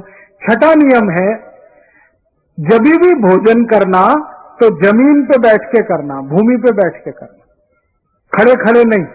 आजकल कुछ पढ़े लिखे लोग खड़े खड़े खाना खाते हैं, बुफे सिस्टम। ये बुफे सिस्टम नहीं, बफेलो सिस्टम है। मछली खाती है खड़े खड़े, आदमी के लिए नहीं है ये। लेकिन ये पढ़े लिखे लोग हैं ही इडियट, करें क्या उसका। अमेरिका यूरोप की नकल करके खड़े खड़े खाना खाते हैं। खड़े खड़े खाना खाने में तकलीफ क्या है और जमीन पे बैठ के खाने में क्या फायदा है, वो जानिए। जब हम भूमि पे बैठे हैं ना, ऐसे करके सुख आसन में आलती पालती मार के ऐसे बैठ गए, तो हमारा जो नाभि है ना, वो गुरुत्वाकर्षण बल के सीधे संपर्क में है। गुरुत्वाकर्षण बल नाभि पे जब केंद्रित होता है तो नाभि चार्ज होती है, फिर उसके बगल में जठर है, वो भी चार्ज होता है, अग्नि बहुत तीव्र होती है। तो इस स्थिति में बैठ के जो खाना खाएं, बहुत जल्दी हजम होता है। इसलिए जमीन पे बैठ के खाना खाना। फिर आप बोलेंगे डाइनिंग टेबल, डाइनिंग टेबल अच्छा नहीं है, कुर्सी पे बैठ के खाना कभी नहीं खाना। गड़बड़ क्या है, इसमें गुरुत्व केंद्र बदल जाता है और फिर वो खाना जल्दी हजम नहीं होगा। तो आप बोलेंगे डाइनिंग टेबल लाया तो अब क्या करना? डाइनिंग टेबल लाया है तो बेच दो, बेकार है वो, कुछ काम का नहीं है। अब बहुत लोग कहते हैं बेचने का दिल नहीं करता, तो मेरा एक सुझाव है, उसका पांव काट दो, एकदम नीचे आ जाएगा। तो जैसे पाटा होता है ना, लकड़ी का पाटा, वैसे डाइनिंग टेबल पे थाली रख के आप जमीन पे बैठ के खाना, उसका ये उपयोग हो सकता है। और मुझे तो ये बात कुछ समझ में नहीं आती, हमारा घर हम बनाते हैं, कितना महंगा जमीन है। बीड में 1 स्क्वायर फीट जमीन की कीमत कितनी है? 500 रुपए। अब 500 रुपए स्क्वायर फीट की जमीन है। डाइनिंग टेबल अगर 10 बाई 10 की है, 100 स्क्वायर फीट जमीन आपने घेर रखी है, 1 स्क्वायर फीट 500 रुपए की है, 100 स्क्वायर फीट 50,000 रुपए की जमीन आपने डाइनिंग टेबल के नीचे बेकार करके रखी हुई है, जो इस्तेमाल ही नहीं आ रही। और काम करने वाली बाई को भी त्रास होता है, झुक झुक के उसमें झाड़ू लगानी पड़ती है। क्यों लाए आप इसको? छोड़ दो, कुछ काम की नहीं। इसको निकालोगे घर से, खाली जगह हो जाएगी, स्पेस खुल जाएगा, वो किसी दूसरे काम में आएगा। मैं आपको एक छोटी माहिती देना चाहता हूं कि घर के अंदर जितना खुला स्पेस होता है, दिल और दिमाग उतना ही खुला होता है। और के घर के अंदर जितनी चीजें घिचपिच होती है ना, स्पेस कम होता है, दिल दिमाग भी उतना ही छोटा होता है। ये जो आजकल फ्लैट सिस्टम चल गए ना, हम गांव से शहर में आ गए, तो गांव में तो बहुत बड़े घर में थे, अब शहर में आके छोटे फ्लैट में रहते हैं, तो हम दिल दिमाग से भी छोटे हो गए। शहर वाले दिल दिमाग में सबसे छोटे हैं, गांव वालों का दिल दिमाग बहुत बड़ा है, क्योंकि बड़े घर में रहते हैं, खुले घर में रहते हैं। तो घर को थोड़ा खुला रखिए, जबरदस्ती डाइनिंग टेबल, सोफा सेट वगैरह वगैरह मत लाइए। तो आप बोलेंगे बैठेंगे कैसे? जमीन पे बैठिए,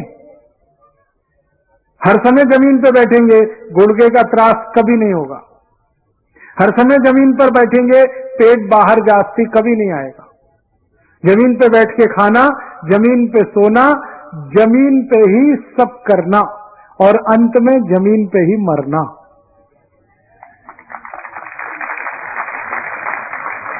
कि कुर्सी मेज का चक्कर कम करिए। आगे बढ़ते हैं और एक आगे का नियम, सातवां नियम। सातवां नियम बहुत अच्छा है, सबके काम का है कि जब आप जो भोजन करें, दुपारी जेवण नंतर कुछ भी काम नहीं करना, आराम करना। दुपारी जेवण नंतर काम नहीं करने का, आराम करने। कितना? कम से कम 1 तास। आप बोलेंगे जो लोग घर में रहते हैं उनके लिए तो आसान है, और जो नौकरी पे जाते हैं वो क्या करेंगे? तो नौकरी पे जाने वालों के लिए मेरी विनंती है कि दुपारी जेवण वो सकाड़ी करें, 9 बजे जाने से पहले नौकरी पे। 9 बजे खाना खाएं, 10 बजे तक विश्रांति लें, फिर ऑफिस जाएं। आप बोलेंगे ये क्यों? बात ऐसी है कि जब भी हम दोपहर को खाना खाते हैं ना, सूर्य का ताप बहुत तेज है। सूर्य के ताप से शरीर गर्म है। शरीर ज्यादा गर्म होने से ब्लड प्रेशर जास्ती है, और ब्लड प्रेशर जब जास्ती हो ना तो काम नहीं करना चाहिए, विश्रांति लेनी चाहिए, आराम करना चाहिए। इसलिए दोपहरी जेवण नंतर विश्रांति लेना। और विश्रांति लेने का सबसे अच्छा तरीका है ये जो डाबा बाजू है ना, इस बाजू में सोना। इसको हम कहते हैं वाम कुक्षी। ये सबसे अच्छा तरीका। अब इसके आगे का नियम है 8वां, वो ये है कि रात्रि जेवण नंतर तुरंत नहीं सोना, काम करना। दोपहरी जेवण नंतर विश्रांति करना, रात्रि जेवण नंतर काम करना, 2 तास काम करना, उसके बाद ही विश्रांति लेना। क्योंकि रात्रि को क्या है? ब्लड प्रेशर लो है, क्योंकि चंद्रमा का प्रकाश है और वो शीतल है, और लो बीपी में आराम नहीं करना चाहिए।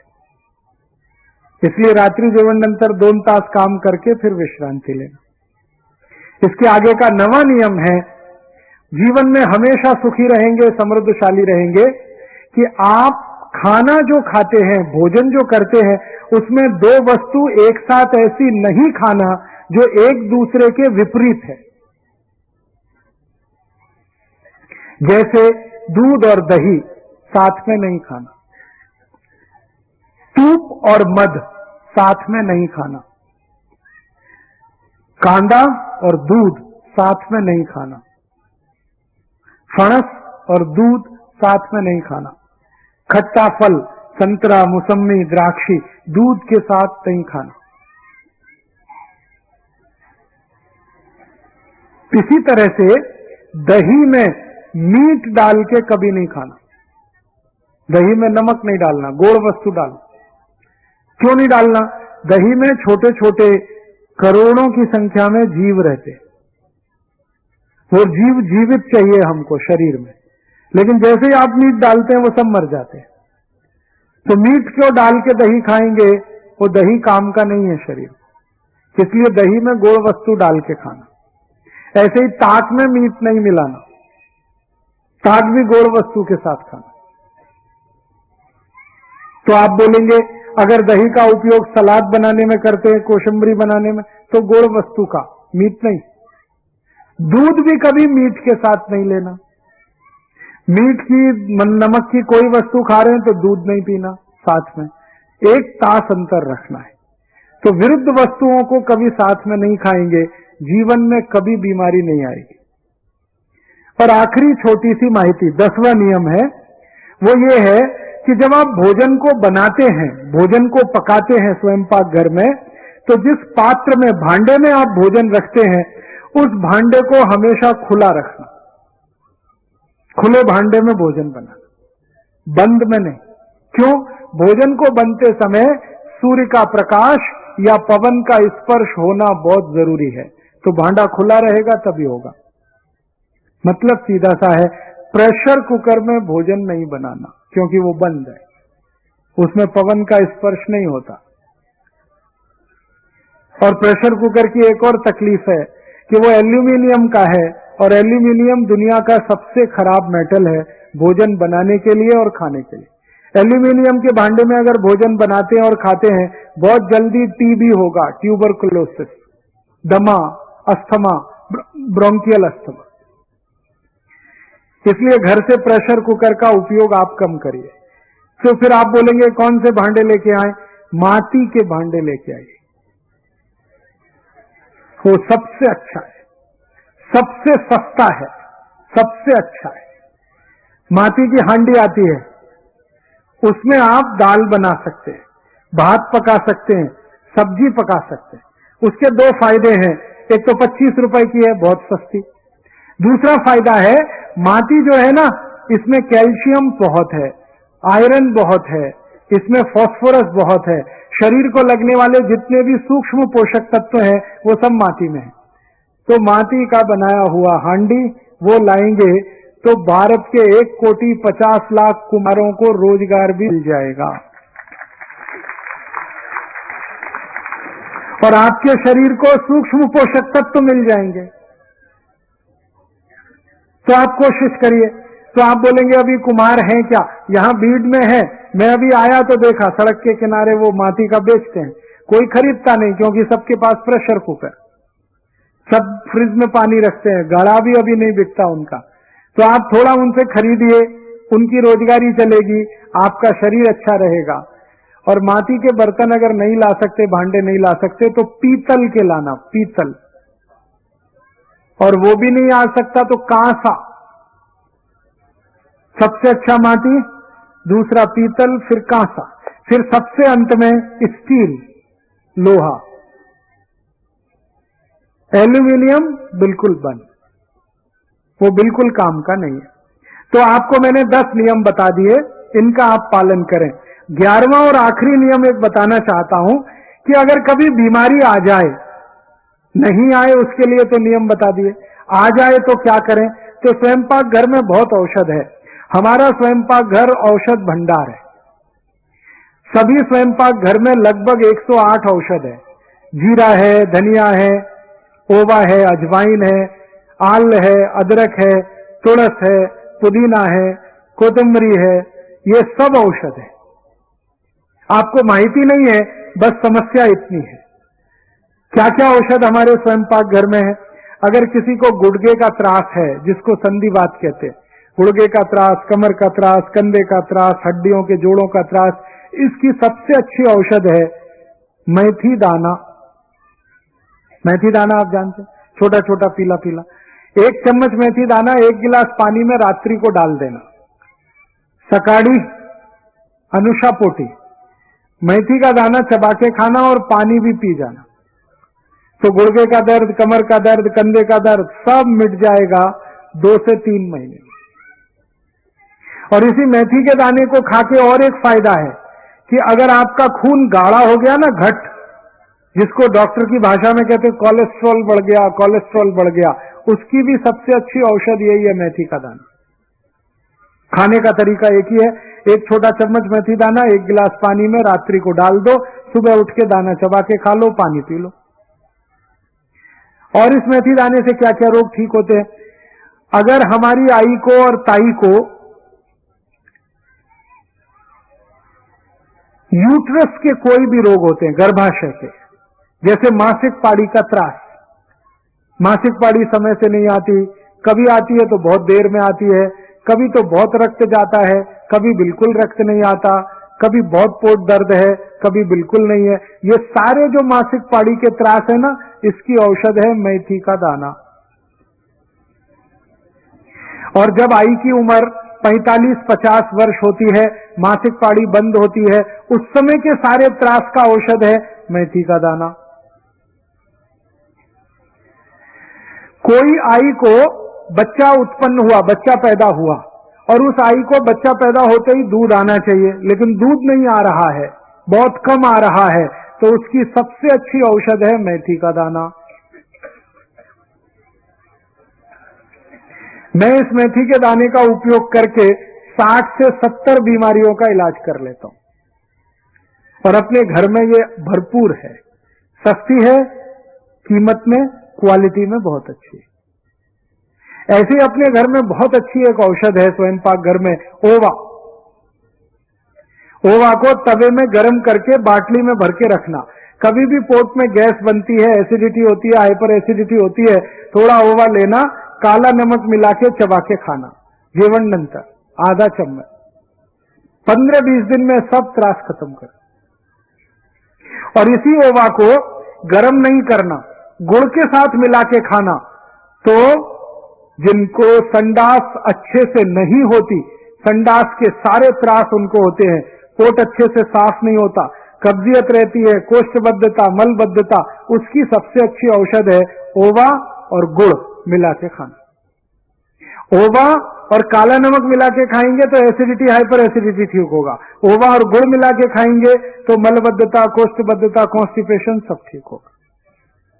ओवा एक ऐसी औषध है जो 1 दिवस के बच्चे को भी दी जा सकती है, कोई साइड इफेक्ट नहीं।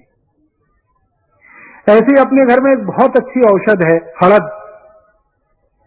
गले का त्रास है, खोखला है, खांसी है, हळद का दूध पी लो, हळद को पानी में उबाल के पी लो। हळद क्या क्या कर देती है? स्मरण शक्ति को बहुत तीव्र करती है हळद, रक्त को एकदम शुद्ध करती है हळद। हळद नियमित रूप से दूध में कोई भी पिएगा, रंग एकदम गोरा हो जाएगा, एकदम साफ। रंग अच्छा करना है ना, गोरा हळद से ही होता है और किसी से नहीं होता। और हळद चोट पे लगा दो, औषध का काम है, चोट ठीक हो जाती है। हळद कैंसर की सबसे अच्छी औषध है। कैंसर के मरीज को भी हळद का उपयोग किया जाता है। कैसे? हळद को गाय के मूत्र में उबालना, गाय का मूत्र लेना, गोमूत्र, उसमें हळद डाल के उबालना, फिर ठंडा करके पिलाना। आधा चम्मच हळद और 1 कप गोमूत्र डाल के उबाल के आप पिलाना शुरू करो। गले का कैंसर, पोट का कैंसर, आहार नली का कैंसर, बहुत लाभ होता है। ऐसे ही अपने स्वयं पाक घर में एक औषध है आल, अदरक, अद्भुत औषध है वो भी, खोखले के लिए, गले की सफाई के लिए। और आल बहुत अच्छी औषध है शराब छुड़ाने के लिए, व्यसन मुक्त होने के लिए। जो लोग शराब पीते हैं, बीड़ी पीते हैं, सिगरेट पीते हैं, मावा खाते हैं, गुटखा खाते हैं, इनको अगर सब छोड़ना है, व्यसन मुक्त होना है, सबसे अच्छी औषध आल। क्या करना? आल के छोटे छोटे टुकड़े करना, नींबू का रस मिलाना, थोड़ा नमक डाल के चूसना सुबह से शाम तक। और अगर वो चूसेंगे तो व्यसन मुक्त होते चले जाएंगे। अपने स्वयं पाक घर में एक बहुत अच्छी औषध है दूधी भोपला। किसी को हृदय घात हुआ हो, किसी का ब्लड प्रेशर बहुत जास्ती हो, किसी को शक्कर का रोग हो गया हो, डायबिटीज हो गई हो, कोलेस्ट्रॉल ज्यादा हो गया हो, सबकी औषध दूधी भोपला। दूधी भोपले का रस निकालना, छिलका नहीं उतारना, सीधे रस निकालना। 1 कप रस में कोतंबरी का पत्ता, पुदीने का पत्ता, तुलसी का पत्ता, 10-10 पत्ते, कोतंबरी, तुलसी, पुदीना, चटनी बना के 1 कप दूधी भोपले के रस में मिला के रोज सुबह अनुषा पोटी दे दें। 3 महीने में हृदय घात का सब त्रास मिटा देगा, कोलेस्ट्रॉल सब खत्म हो जाएगा। बहुत अद्भुत है दूधी भोपला। ऐसी 108 औषध है स्वयं पाक घर में। अब मैं ज्यादा नहीं बता सकता क्योंकि मेरा समय पूरा हो गया, 9:05।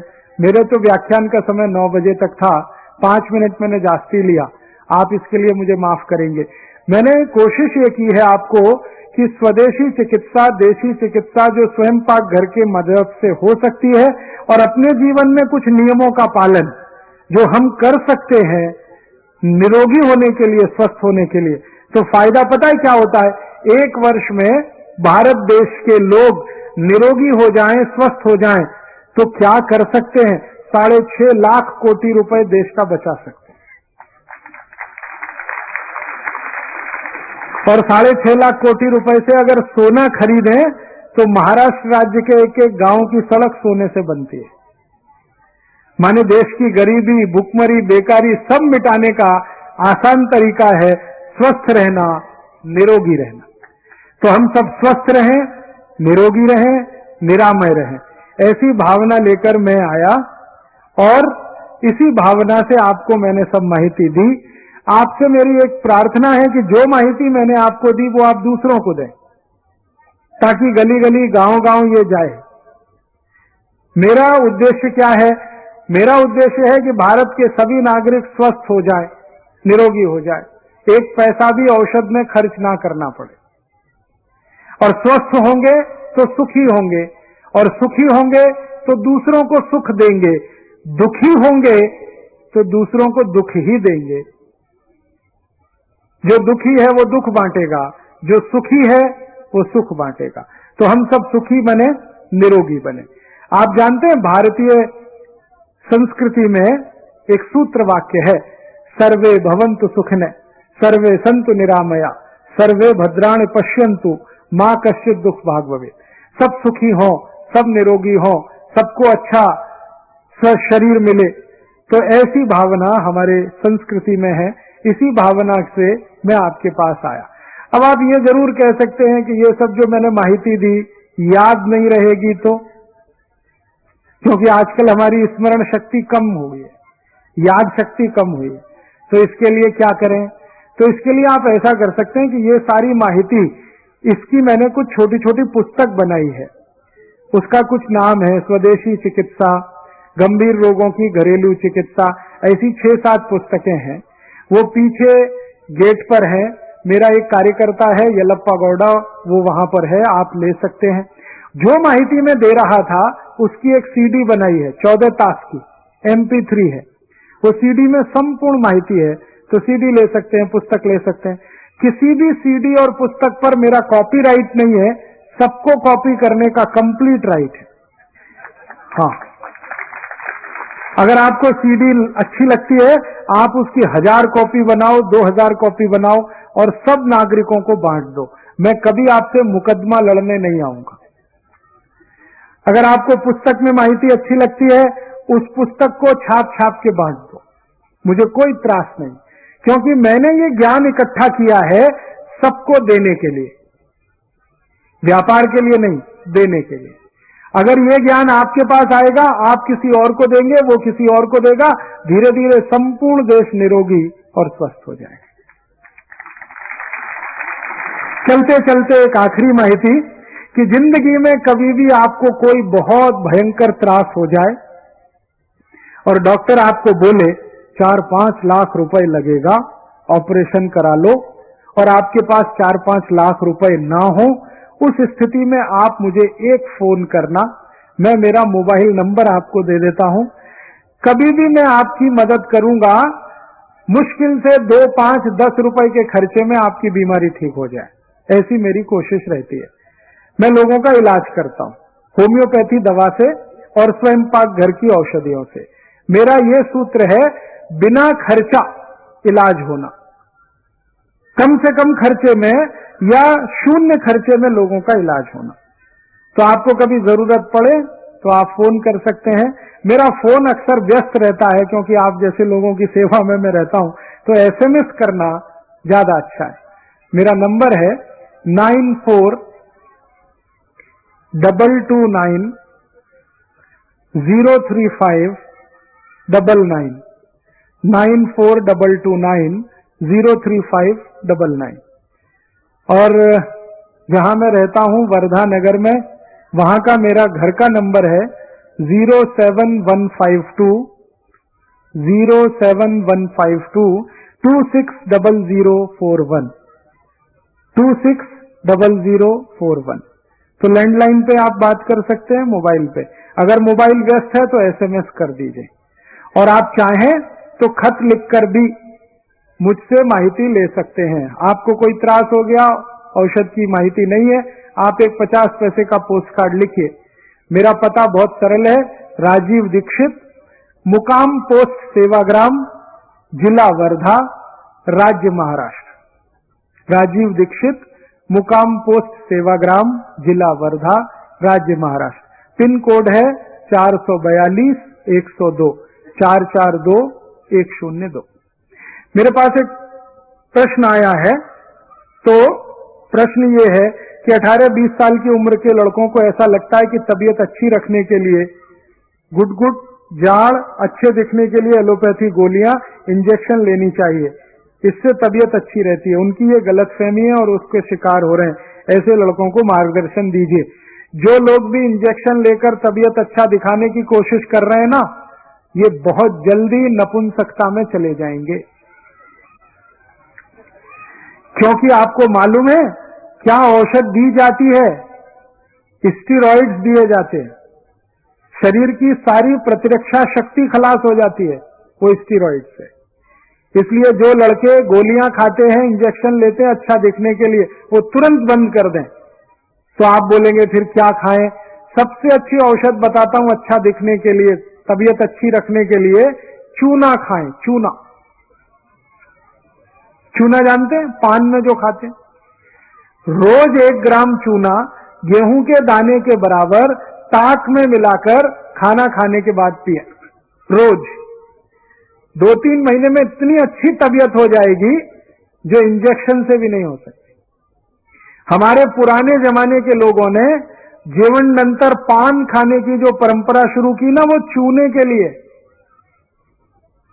चूना खाना है तो पान पे लगा के खाते थे, और उनकी तबीयत और उनकी ताकत हमसे हमेशा ज्यादा रही है। तो बस इतना सा है, चूना खाइए तबीयत बहुत अच्छी रहेगी, और केला खाइए बहुत अच्छी तबीयत रहेगी, गुड़ और शेंगा खाइए बहुत अच्छी तबीयत रहेगी, फुटाना और गुड़ खाइए बहुत अच्छी तबीयत रहेगी।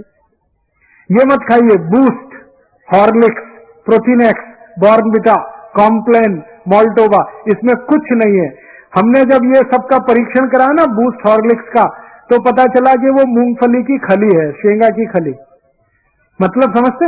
शेंगदाना है ना, उसका तेल निकाल लिया, तेल निकालने के बाद जो बच गया वो बूस्ट है। अगर बाजार से ये खरीदो 20 रुपए किलो का मिलता, बूस्ट 200 रुपए किलो है। लूट मार मची हुई है, आपको उल्लू बना रहे। इसलिए ये बूस्ट हॉर्लिक्स वगैरह मत खाइए, मत खिलाइए। क्या खिलाएं? शेंगा और गुड़, फुटाने और गुड़, केला और दूध, केला और दही, दही में थोड़ा सा चूना, ताक में थोड़ा सा चूना, तबीयत एकदम दुरुस्त मस्त और अच्छी हो जाएगी। और इसी के साथ और अच्छी तबीयत करनी है ना, तो जीवन नंतर 1 चम्मच तिल चबा के खाइए। तिल है ना, तिल, एक तो काला तिल है, काला तिल मिलेगा तो सबसे अच्छा। जीवन नंतर 1 चम्मच काला तिल चबा चबा के खाइए, दिन में 1 ही बार खाइए, जिंदगी भर तबीयत मस्त रहेगी, आप कोई त्रास नहीं आने वाला। ठीक है, अभी मैं तो ऐसे बोलता जाऊंगा, ये चलता जाएगा क्योंकि ये खजाना बहुत बड़ा है। अभी आप सबसे मैं विदा लेना चाहता हूं, आपका धन्यवाद करना चाहता हूं, आपने बड़े शांति से सुना, और दूसरों को अगर ये माहिती देंगे तो मैं और भी आपका आभारी रहूंगा। जिनको सीडी पुस्तक चाहिए वो पीछे जाकर ले सकते हैं। बहुत बहुत आभार, धन्यवाद। धन्यवाद।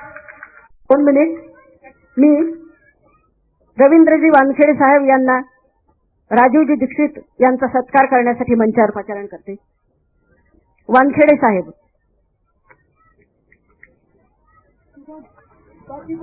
यानंतर या ठिकाणी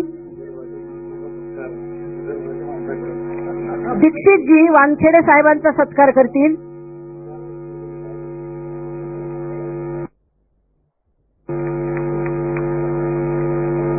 दीक्षितजी वानखेडे साहेबांचा सत्कार करतायत। यानंतर सुशीलजी खटोड, गौतमजी खटोड यांना मी व्यासपीठावर निमंत्रित करते। प्रतिष्ठानचे प्रमुख आधारस्तंभ असणारे, प्रमुख मार्गदर्शक असणारे रवींद्रजी वानखेडे साहेब यांचा सत्कार राजीवजी दीक्षित करतायत।